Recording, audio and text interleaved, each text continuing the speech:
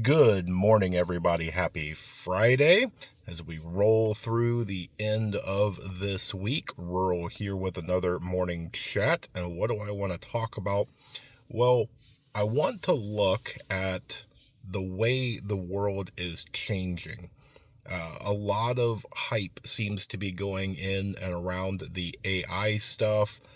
There's a lot of talk about, some of the things that's been going on about, if the bill goes through, states can't regulate AI for 10 years. They gave the command to shut down one of the AIs, and what happened? It said intercepted. Not shutting down. So, I get it. There's a lot of AI and technological talk and all this other stuff.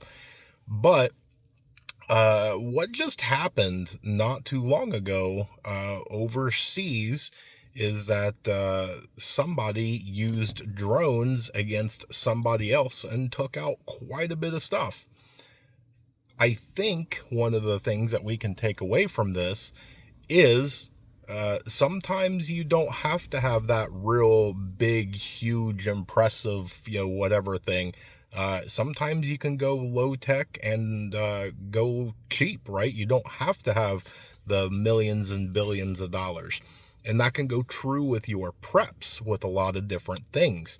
There's the whole keeping up with the Joneses or trying to be impressive, and it's odd because in the prepping community, you being able to start a fire with a ferrocerium rod, and strike down and start a fire, that's something that will, impress me, and how much is a ferro rod, right?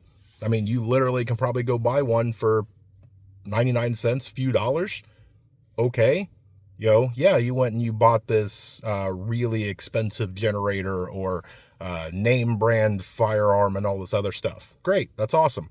Um, it's not impressive. It's great that you got something, but if it's a firearm, how accurate are you with it? Do you use it a lot? Are you an excellent marksman? Can you take it apart? Can you change parts? Can you go through and do a whole bunch of stuff? Because the person that bought the $250 one can do all that. That's impressive. So make sure that you keep that in mind. But when we're talking about things low tech, like a drone, the military has military grade drones. And so what are these things? $1,000, $1,200, few thousand tops for each one. Okay. What's a military budget, right? How much is a Tomahawk or a Hellfire or, something along those lines, a Trident or a Minuteman, right? We're talking a lot of money for one single thing. Take that same amount. How many drones can you buy with that same budget? Let's flip over. Let's say that we have a collapse in society. How many drones can you buy with a few $100s? Can you go to Walmart?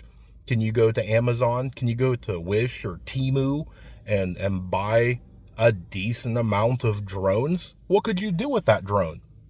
You could use it for surveillance. You could use it as a deterrent, right?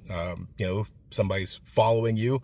You send that thing up and take it off to the left while you turn to the right, as a distractionary thing.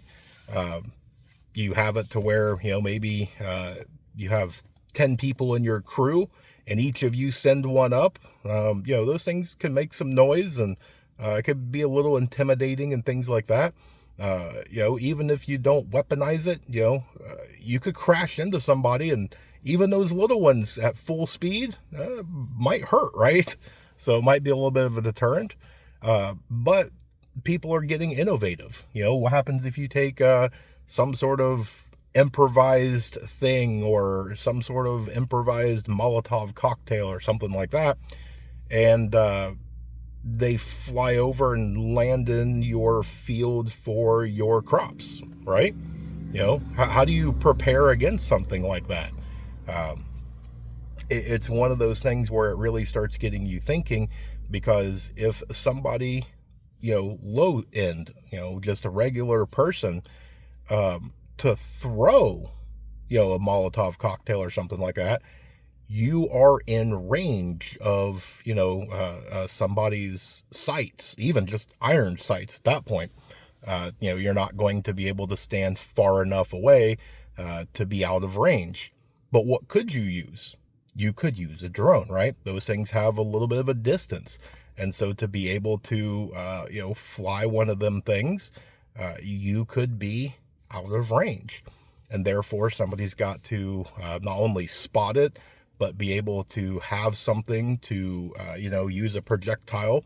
And who knows how many shots it's going to take, and all sorts of different things.